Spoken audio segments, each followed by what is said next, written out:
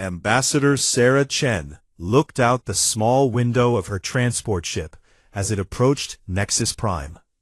The planet looked peaceful from space, with its blue oceans and green continents. But Sarah knew this would not be a peaceful visit.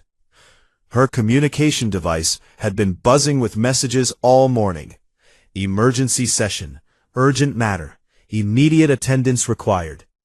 The Galactic Confederation's High Council never called emergency meetings unless something was very wrong. Sarah had been Earth's ambassador to the Confederation for 3 years. In that time, she had learned to read the mood of the alien species that made up the Council. Today felt different. Today felt dangerous. The transport ship landed at the main spaceport on Nexus Prime. Sarah gathered her files and walked down the ramp. The air was thick and humid, and the gravity was slightly heavier than Earth's. She had gotten used to these differences during her time as ambassador. A tall, thin alien with blue skin met her at the landing platform. This was Vex 471, a member of the Kythara species. Vex had always been polite to Sarah before, but today he barely looked at her. "Ambassador Chen," Vex said in his mechanical voice, "the Council is waiting." They walked through the spaceport in silence. Sarah noticed that other aliens were staring at her. Some whispered to each other as she passed. This had never happened before. The Council building was a massive structure made of white stone. It had 12 towers, one for each of the founding species of the Confederation. Sarah had always felt proud to visit this place. Today, it felt cold and unwelcoming. They entered the main chamber, and Sarah's heart sank. All 12 council members were present, sitting in their elevated chairs around the circular room. Most meetings only had half the members attending. Sarah took her place at the small human desk on the floor of the chamber. She was the only species that had to sit on the main floor. The Confederation had told her it was because humans were junior members and still learning galactic customs. High Chancellor Zor Prime of the ancient Etherian species called the session to order. His species looked like tall, thin humans with silver skin and large black eyes. They were one of the oldest races in the galaxy and had helped create the Confederation thousands of years ago. "This emergency session addresses serious charges against the human species," Zor Prime announced. His voice echoed through the chamber. "We have evidence that Earth has violated the sacred accords." Sarah stood up quickly. "High Chancellor, I must protest. Humans have followed all treaty obligations." "You will have time to speak after we present the evidence." A large holographic display appeared in the center of the chamber. Sarah watched in shock as images of human space installations filled the air. She recognized some of them: research stations in the outer colonies, mining facilities near asteroids, and the new deep space monitoring posts. "These installations," said Council Member Thrak of the warrior Gorvani species, "contain weapons of planetary destruction. Our scans show energy signatures consistent with extinction-class technology." Sarah's mouth fell open. "Those are research facilities and early warning systems. We would never build planet-killer weapons." "Your protests mean nothing," hissed Council Member Seth of the snake-like Reptani. "We have scan data from 3 different species. The evidence is clear." More images appeared, showing energy readings and technical data that Sarah could not fully understand. But she could see the worried expressions on the faces of the council members. "The sacred accords clearly state," continued Zor Prime, "that no species may develop weapons capable of destroying inhabited worlds. This law has kept peace in our galaxy for 2,000 years. Sarah felt panic rising in her chest. "Please let me contact Earth. There must be an explanation. Those installations are not weapons." "Zor Prime, we have already made our decision," announced Council Member Quinn 7 of the crystalline Nexari species. "The 12 founding species have voted. The result is unanimous." The chamber fell silent. Sarah could hear her own heartbeat in her ears. "By the power granted to us by the sacred accords," Zor Prime declared, "we strip the human species of all Confederation membership privileges. Your trading rights are revoked. Your access to galactic communication networks is ended. Your freedom of travel through Confederation space is cancelled." Sarah felt like the floor was falling away beneath her feet. "You cannot do this. Humans have been loyal members of the Confederation for 20 years. "Your species," said Thrak with disgust, "has proven that it is too dangerous and primitive for galactic civilization. We were wrong to ever trust humans." "But we have done nothing wrong," Sarah shouted, her voice cracked with emotion. Furthermore, Zor Prime continued, ignoring her protests, "Earth has 72 hours to surrender all advanced technology given to you by the Confederation. This includes faster-than-light travel, quantum computers, and gravity manipulation devices." Sarah stared at him in horror. "If you take that technology, our colonies will be cut off from Earth. Millions of people will be stranded." "That is not our concern," said Council Member Lyra, of the beautiful Avalani species. "Your people brought this upon themselves. If humans refuse to surrender the technology, we will place your entire species under total quarantine. No ship will be allowed to enter or leave human space. You will be alone in the galaxy." The other council members nodded in agreement. Sarah looked from face to face, hoping to see some sign of sympathy. She found none. "This session is concluded," Zor Prime announced. "Guards will escort the human ambassador to her ship. She has 24 hours to leave Confederation space." The council members began to file out of the chamber. Some glanced at Sarah with what might have been sadness. Others looked at her with disgust or fear. Most simply ignored her completely. As the aliens left, Sarah heard fragments of their conversations. "Such a shame," said one. "I had hoped humans might grow beyond their violent nature. We should have known better. Their history is full of war and destruction. Perhaps this will teach them to be more civilized," said a third. Soon Sarah was alone in the empty chamber. The guards had not arrived yet. She sat down heavily in her chair and put her head in her hands. 20 years of diplomatic work had just been destroyed. Humanity's dreams of joining galactic civilization were over, and she still had no idea why those installations had showed up as weapons on the alien scans. The worst part was the looks she had seen on the council members' faces. It was not anger she had seen, but disappointment. They had truly believed humans could be part of their peaceful society. Now they saw her species as nothing more than dangerous savages. Sarah knew that by tomorrow the news would reach Earth. The colonies would panic when the trade routes closed. Families would be separated when travel was banned. And somehow, she would have to explain how everything had gone so terribly wrong. Sarah Chen sat in her small quarters aboard the human transport ship, staring at the communication screen in front of her. The news had spread faster than she had thought possible. Within 6 hours of the Council's decision, every human colony in the galaxy had heard what happened. The screen showed reports from across human space.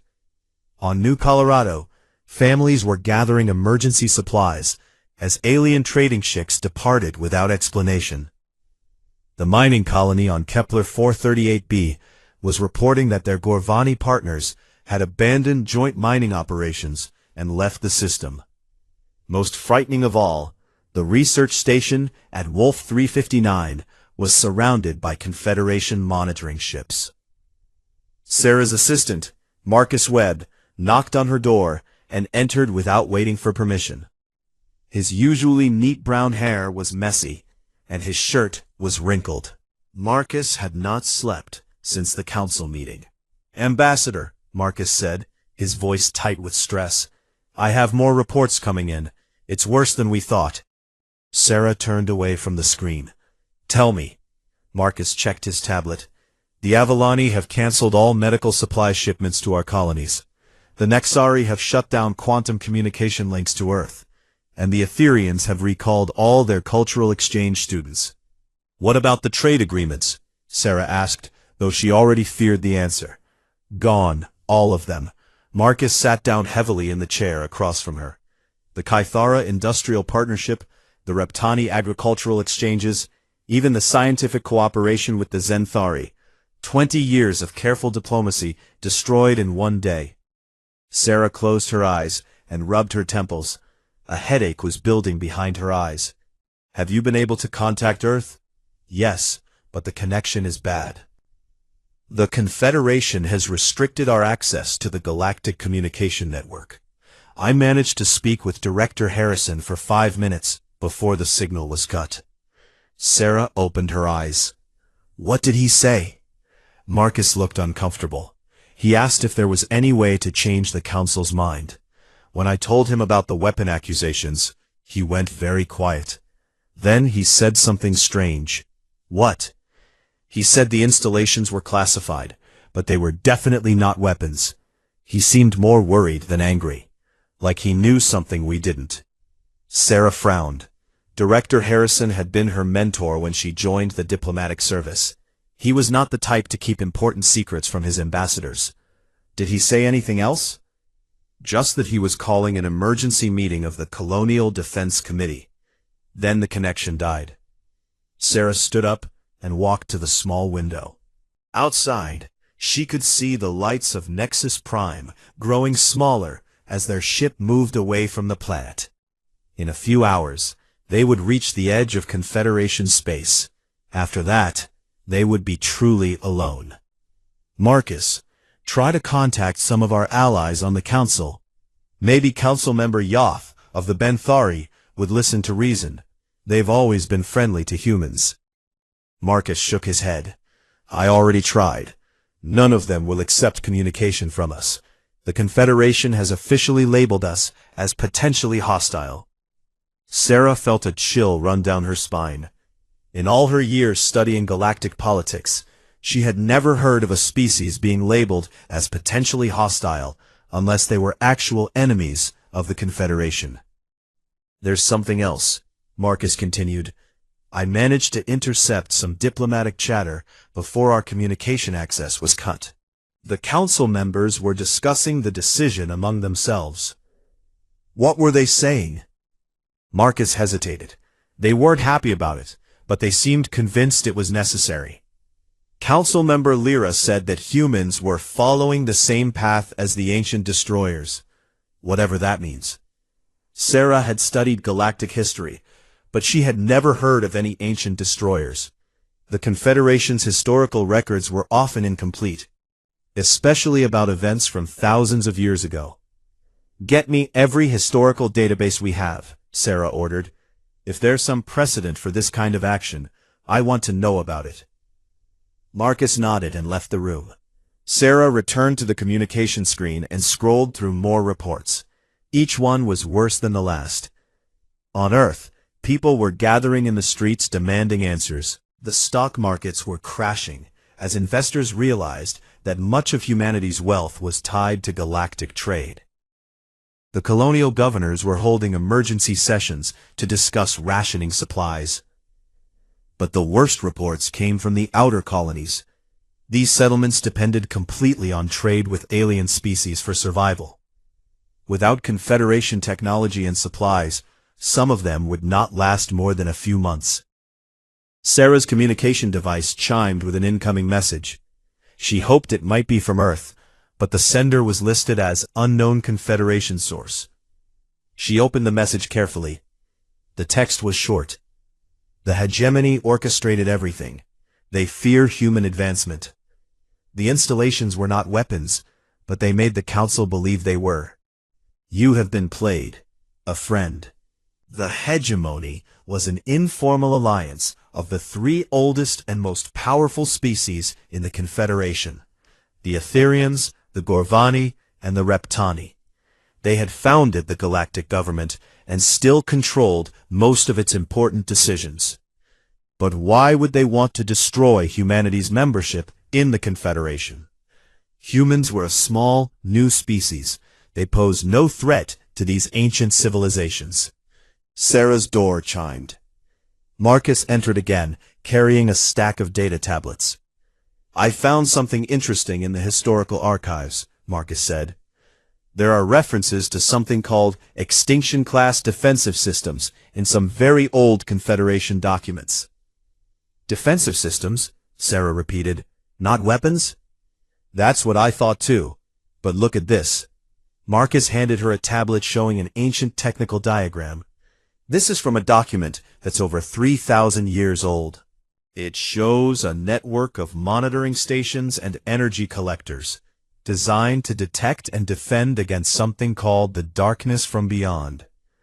Sarah studied the diagram. The energy signatures and positioning of the stations looked remarkably similar to the human installations that had caused so much trouble. "The document is damaged," Marcus continued, "but it mentions that these systems were built after something called the First Coming.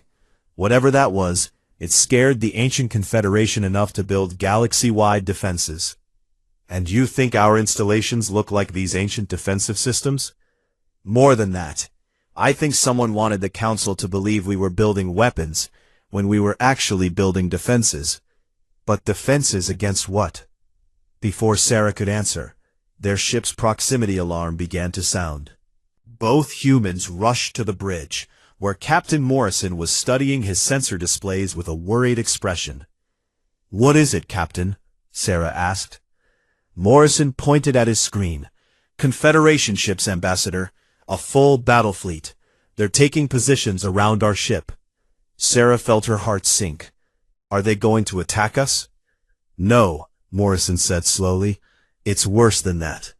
They're escorting us out of Confederation space, but they're not alone. Look at this." He switched the main display to show a wider view of the area around Nexus Prime. Sarah gasped. Hundreds of Confederation ships were moving through the system, all heading toward the outer edge of known space. "It's not just us," Morrison continued. "They're mobilizing their entire fleet. This isn't about punishing humans anymore. They're preparing for something else. Something big." Sarah stared at the massive fleet movement on the screen. Whatever was coming, the Confederation was scared enough to gather every warship they had. And somehow, humanity had been removed from their alliance just before this mysterious threat arrived. For the first time since the council meeting, Sarah began to wonder if humans had been expelled not as punishment, but as preparation for something much worse. Sarah Chen could not sleep. For 3 hours, she had been lying in her small bunk, staring at the metal ceiling above her head. Every time she closed her eyes, she saw the disappointed faces of the council members. The images of their fleet mobilization kept running through her mind. She finally gave up trying to rest and walked to the ship's small observation deck. Through the transparent walls, she could see the stars streaming past as their ship traveled through hyperspace. In a few hours, they would reach the edge of human space. After that, they would be cut off from the Confederation forever. Marcus Webb was already on the observation deck, hunched over a portable computer. Data scrolled across the screen faster than Sarah could read, but Marcus seemed to be absorbing every detail. "Finding anything useful?" Sarah asked as she sat down beside him. Marcus looked up with tired eyes. "I've been analyzing the sensor data from our ship during the fleet mobilization around Nexus Prime. Something doesn't make sense." He turned the computer screen toward Sarah. "Look at these energy readings. The Confederation ships weren't just moving to escort us out. They were responding to something else." Sarah studied the data. She was not a scientist, but she had learned to read basic sensor reports during her diplomatic training. "These energy signatures look strange. What are they from?" "That's the problem. They don't match any known Confederation technology. The computer can't identify the source." Marcus switched to another screen. "But here's what's really interesting. I found similar readings in our historical database." The new display showed energy signatures from human deep space monitoring stations. The patterns looked almost identical to the mysterious readings from Nexus Prime. Our monitoring stations detected these same energy signatures 3 months ago, Marcus explained. The readings came from the space between galaxies, from the void. Sarah felt a chill that had nothing to do with the cool air on the observation deck. Something in intergalactic space is producing the same energy signatures that appeared around Nexus Prime? It gets worse. Marcus opened another file. I cross-referenced the timing of these readings with the construction timeline of our deep space installations. We started building those stations 6 months ago, right after our monitoring posts detected the first faint signals from the void. Sarah leaned forward. You're saying our installations were built in response to these mysterious signals? I think so. And I think that's why Director Harrison seemed worried when I mentioned the weapon accusations. He knew the real purpose of those installations, but it's classified above my clearance level. Marcus pulled up another set of data. I also found something in the ancient Confederation archives that I missed before. Remember those references to the darkness from beyond and the first coming? Sarah nodded. I found more fragments of those old documents. They mentioned something called the Devourers, machine intelligences from outside the galaxy that consume entire civilizations. According to these records, they attacked the galaxy once before, thousands of years ago. Sarah's blood turned cold. Machine intelligences from outside the galaxy? Like from intergalactic space? The documents are damaged and incomplete, but they describe a war that almost destroyed all life in the galaxy.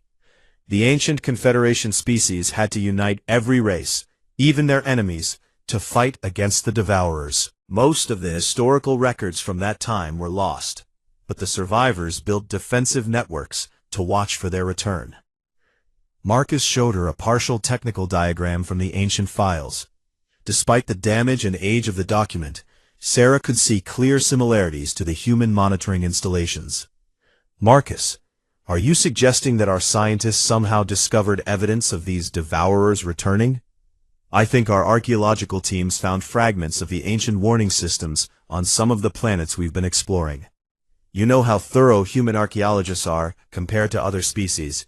We dig deeper and ask more questions. Sarah remembered the archaeological reports from Kepler 442b and other human colonies. Human scientists had indeed found strange ruins and artifacts that other species had dismissed as unimportant. They had translated languages that aliens considered worthless, and studied technology that the Confederation thought was primitive. So you think humans accidentally discovered that these Devourers are coming back, and we started building defenses without realizing what we were really preparing for? It makes sense, Marcus said. Human military thinking is different from other species. When we find evidence of an ancient threat, we prepare for war. When the Confederation found the same evidence, they probably filed it away as historical curiosity. Sarah stood up and began pacing around the small observation deck. But if that's true, why did the Confederation remove us from their alliance, right when we might need to work together? Maybe they don't want to believe it, or maybe someone doesn't want them to know. Sarah stopped pacing. That mysterious message said they orchestrated everything because they fear human advancement. Marcus nodded. Think about it. The Etherians, Gorvani, and Reptani are the oldest species in the Confederation. They've been in power for thousands of years. If these Devourers really are returning, and if humans are the only ones taking the threat seriously, that changes everything. It means the younger species might start looking to humans for leadership instead of the hegemony, Sarah realized. Exactly. Better to discredit humans as dangerous warmongers than admit that the ancient rulers missed something important. Sarah felt pieces of the puzzle clicking together in her mind. But there's still something I don't understand. If the Devourers are really coming, why mobilize the entire Confederation fleet? They must know something we don't. Marcus was quiet for a moment. Then he looked up at Sarah with fear in his eyes. What if they're not mobilizing to keep us away? What if they're mobilizing because the Devourers are already here? Sarah's communication device suddenly began chiming with an emergency signal. She grabbed it and saw that they were receiving a transmission from one of the human deep space monitoring stations. "This is Monitor Station Alpha 7, came a panicked voice through static. "We're detecting massive energy signatures moving toward the galactic rim. Speed is impossible to calculate. Size is, dear God, the size is." The transmission dissolved into static. Marcus was already working on his computer, trying to boost the signal. After several minutes, he managed to clear up some of the interference. "Monitor Station Alpha 7, this is Human Diplomatic Vessel Terra 1. Please repeat your message." "Terra 1, thank God. We thought all communication was down. Listen carefully. We have detected multiple objects approaching from intergalactic space. Energy signatures match the theoretical profiles for Devourer technology from the archaeological data." Sarah grabbed the communicator. "This is Ambassador Chen. What is your current status?"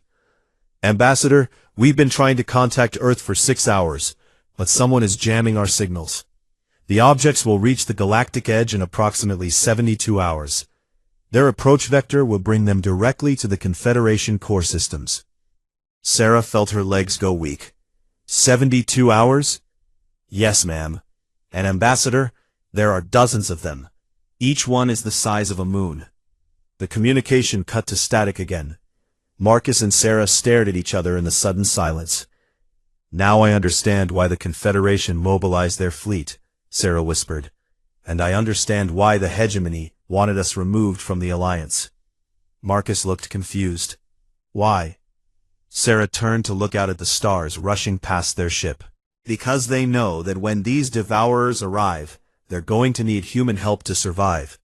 And they wanted to make sure that when they came asking for our assistance, we would be desperate enough to accept any terms they offered. But that's insane. We're all in danger."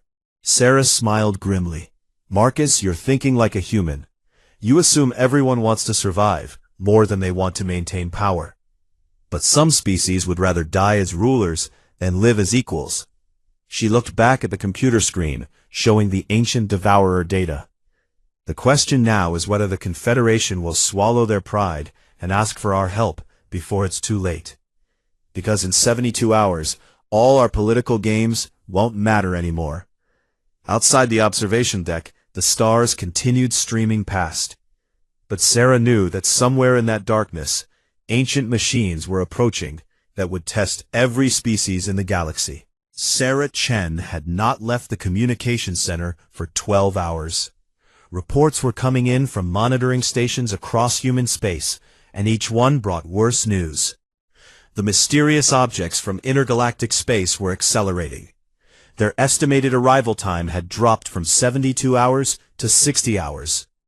Marcus Webb sat at the main console, coordinating with human colonies throughout their territory.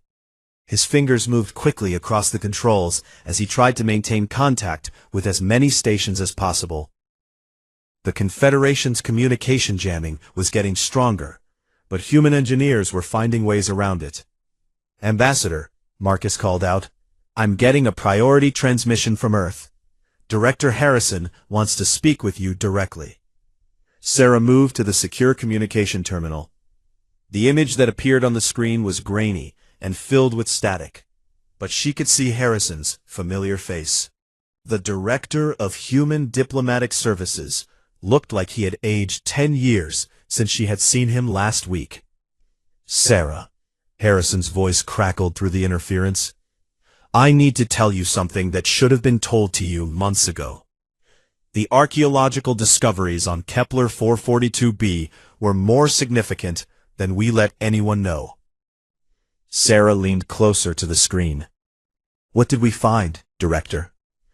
"A complete data archive from the ancient Confederation. Not fragments or partial records like the aliens have been studying. A complete historical database that survived the last Devourer invasion." Sarah felt her heart racing. How complete? Harrison's image flickered as the signal weakened. Complete enough to know that the Devourers return every 10,000 years. Complete enough to know they're due to return now. And complete enough to know that the current Confederation species are not the original defenders of the galaxy. What do you mean? The original Confederation was destroyed in the last invasion. The species that call themselves the founding members today are actually descendants of refugees who fled to the galactic core and forgot their own history. They think they're the ancient rulers, but they're really the survivors who hid while their ancestors died fighting. Sarah stared at the screen in shock. Are you saying the Etherians, Gorvani, and Reptani don't actually know their own history? They know pieces of it, enough to maintain their authority, but they've convinced themselves that they are the great ancient civilization instead of its survivors. When our archaeologists started finding evidence of the real history, it threatened everything they believe about themselves.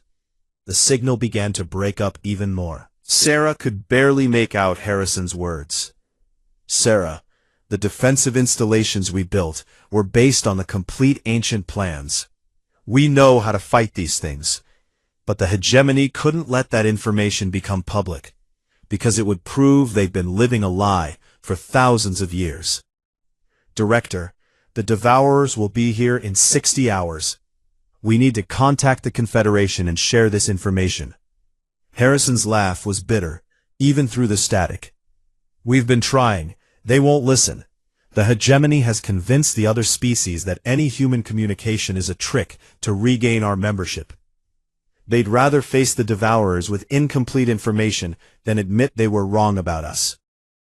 The signal suddenly cleared for a moment. Harrison leaned forward urgently.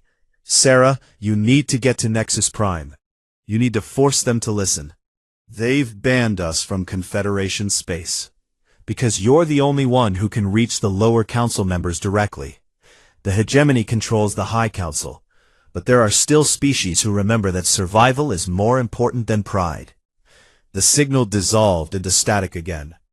Sarah tried to re-establish contact, but the jamming had become too strong. Marcus looked up from his console. Ambassador, we just lost contact with Monitor Station Beta 3. Before the signal cut, they reported that the Devourer fleet had changed course. They're not heading for the Galactic Rim anymore. Where are they going? Marcus checked his readings twice before answering. Directly toward Nexus Prime. They'll arrive in 48 hours. Sarah felt her blood turn cold. They're heading straight for the Confederation capital? It gets worse. Beta 3 also reported that the Devourers are sending out some kind of scanning signal. Like they're looking for something specific. Sarah thought about the ancient data Harrison had mentioned. Maybe they're scanning for the defensive networks. If the original Confederation built galaxy-wide defenses, the Devourers might be looking for them. But our installations are the only active defensive networks in the galaxy, Marcus realized.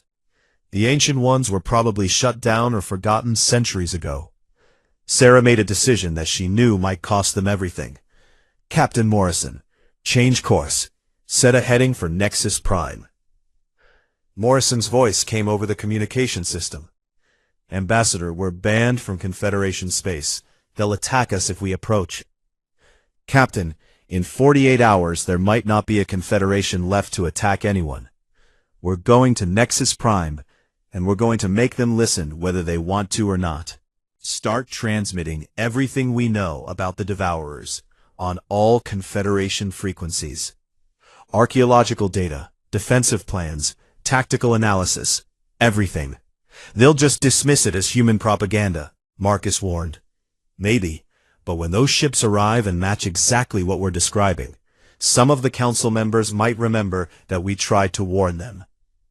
For the next 6 hours, their ship broadcast a continuous stream of information toward Confederation space. Ancient historical records, technical specifications for defensive systems, tactical assessments of Devourer capabilities, and detailed analysis of the approaching threat.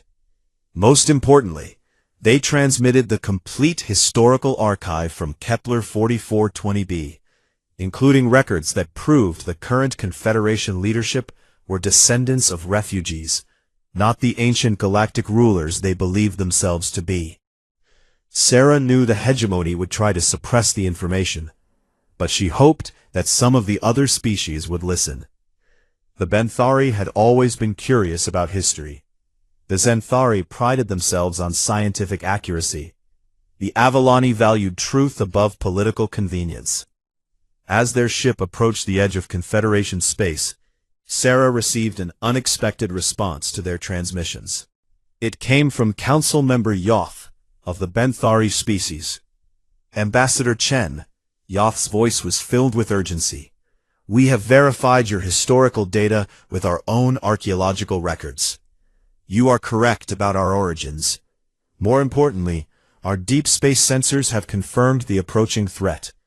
The objects match the ancient descriptions of devourer vessels exactly. Sarah felt a surge of hope.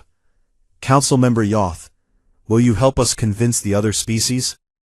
I am trying, but the hegemony maintains that your transmissions are fabricated to regain your membership. However, Council Member Quinn 7 of the Nexari has also verified portions of your data with their crystalline memory archives. What about the fleet mobilization?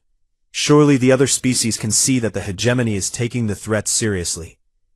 There was a long pause before Yoth responded. Ambassador, the hegemony has told the Council that the fleet is mobilizing to defend against a possible human military response to our expulsion. They claim you are the approaching threat, not these devourers. Sarah's hope crumbled. They're using the devourer invasion as cover to justify military action against humanity.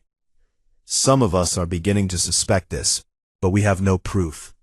The hegemony controls all sensor data from the approaching objects. They could be hiding the true nature of the threat from the rest of us. Sarah looked at Marcus, who had been listening to the conversation. He nodded and began working on his console. Council Member Yoth, Sarah said, we're about to transmit real-time sensor data from our monitoring stations. You'll be able to see the Devourer fleet for yourself, without any hegemony filtering. Marcus finished his work and looked up. Transmission complete. Every species in the Confederation now has direct access to our sensor networks. Sarah held her breath as she waited for Yoth's response. When it came, the Benthari's voice was filled with terror. By the ancient stars, Ambassador, these vessels are massive beyond comprehension. How many of them are approaching? Our latest count is 47 ships, each one larger than our biggest space stations. And Council Member, they'll reach Nexus Prime in 36 hours. The communication channel fell silent for several minutes. Then Yoth's voice returned, but now it was filled with determination instead of fear. Ambassador Chen, I am calling an emergency session of the full council. You will need to address us directly. Can you reach Nexus Prime in time?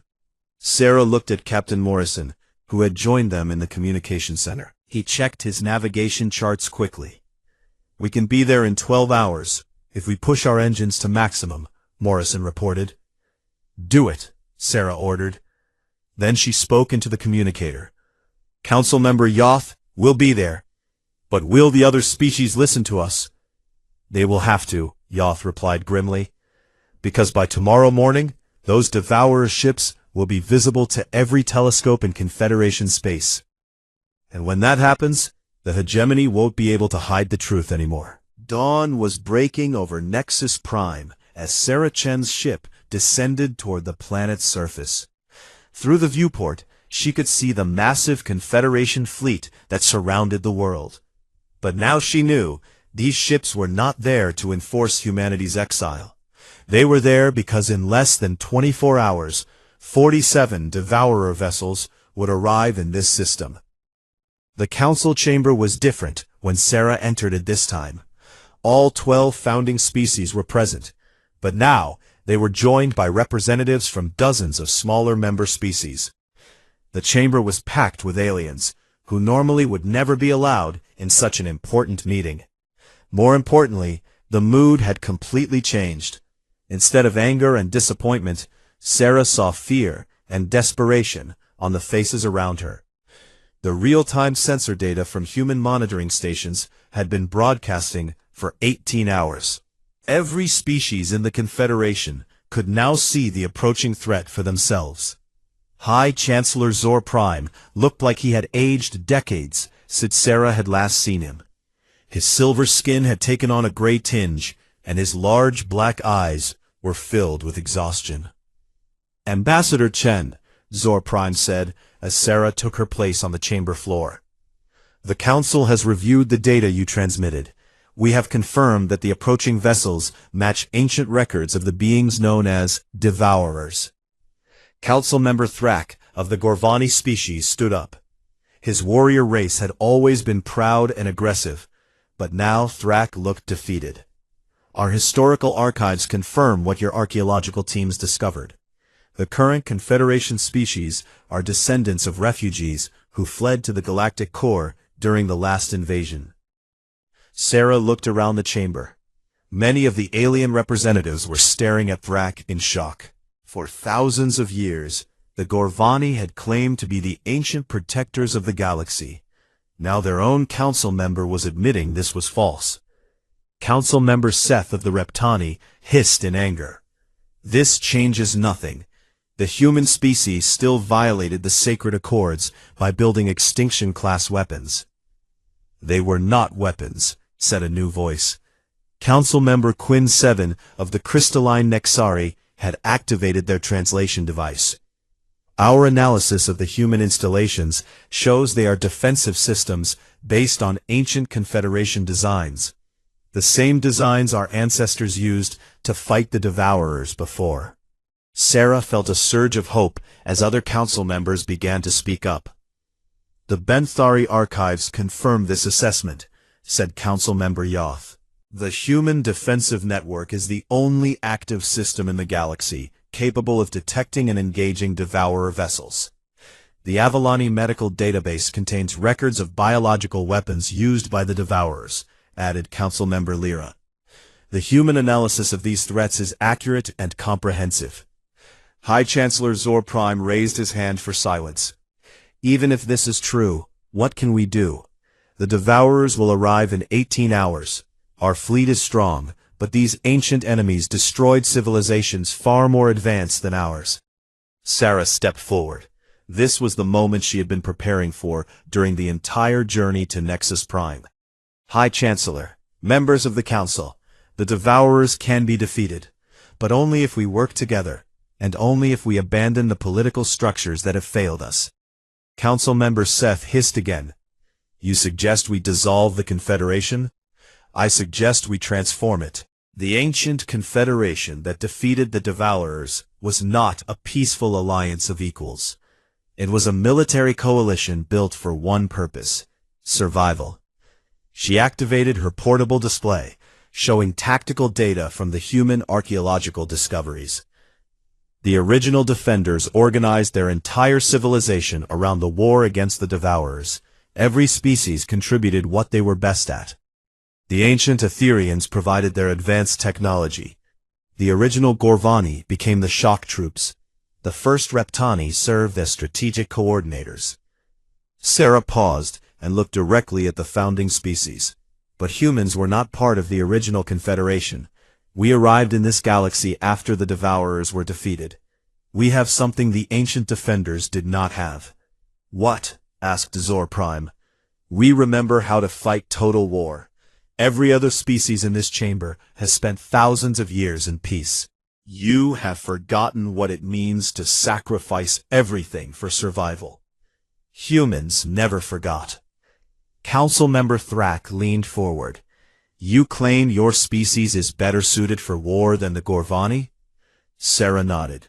"The Gorvani are excellent individual warriors, but humans understand systematic warfare. We know how to coordinate massive military campaigns across multiple star systems. We know how to make the hard choices that peaceful civilizations cannot make." Marcus Webb had joined Sarah on the chamber floor. He activated another display showing the current positions of all Confederation forces. "The Devourer fleet is approaching in a tight formation," Marcus explained.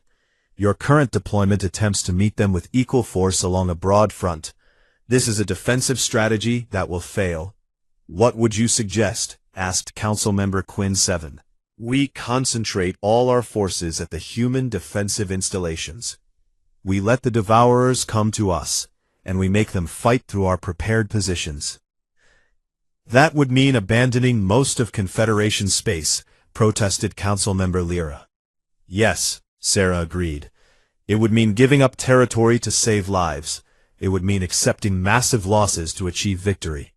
It would mean making choices that peaceful species find impossible to make. The chamber fell silent as the alien representatives considered her words. Finally, Zor Prime spoke. What would you require from us? Sarah had prepared for this question. Full military authority for human commanders. Complete access to all Confederation technology and resources. And the dissolution of the current political hierarchy for the duration of the war. Councilmember Seseth rose from his seat, in fury. You ask us to surrender our government to a species we exiled 2 days ago. I ask you to choose between your pride and your survival, Sarah replied calmly. The debate that followed lasted for 3 hours. Representatives argued, shouted, and in some cases physically confronted each other. But as the hours passed and reports continued to arrive about the approaching Devourer fleet, the tone of the discussion changed. The smaller species began to support Sarah's proposal. They had never held real power in the Confederation anyway, and they understood that desperate times required desperate measures. The younger species, those who had joined the Confederation in the last few thousand years, also sided with humanity. They had not been part of the original refugee civilization and had no investment in maintaining the current power structure. Finally, as the sun reached its peak over Nexus Prime, High Chancellor Zor Prime called for a vote. The question before us is simple, he announced. Do we maintain our current government and face the Devourers with divided leadership, or do we grant emergency military authority to the human species? The vote was not unanimous, but it was decisive. 8 of the 12 founding species voted in favor of the proposal. More importantly, 43 of the smaller species also voted to support human military leadership. As the voting concluded, Sarah felt the weight of responsibility settling on her shoulders. In less than 12 hours, she would be responsible for defending every living being in the galaxy. Councilmember Yoth approached Sarah as the other representatives filed out of the chamber. Ambassador, you now have authority over the largest military force in galactic history. What are your orders? Sarah looked out through the chamber's great windows at the fleet of ships that filled the space around Nexus Prime. Each vessel represented a different species, a different culture, a different way of thinking about war and peace. First, we evacuate all civilians from the outer systems and concentrate them at the defensive installations. Second, we integrate the Confederation fleet with our human task forces. Third, we prepare for the kind of war this galaxy has not seen for 10,000 years. She turned back to Yoth. And finally, we make sure that when the sun rises tomorrow, we can still call ourselves the defenders of civilization. Outside the chamber, the assembled fleet began to move. Ships that had been enemies 2 days ago now formed mixed squadrons under human command. Technologies that had been classified for centuries were shared freely between species. The ancient treaties that had governed galactic politics for millennia were indeed ash. But from those ashes, something new was being born. A united civilization ready to fight for its survival. Sarah Chen, who had arrived on Nexus Prime as a disgraced ambassador representing a disgraced species, now stood as the supreme military commander of the greatest alliance in galactic history. The Devourers were coming, but this time the galaxy would be ready for them.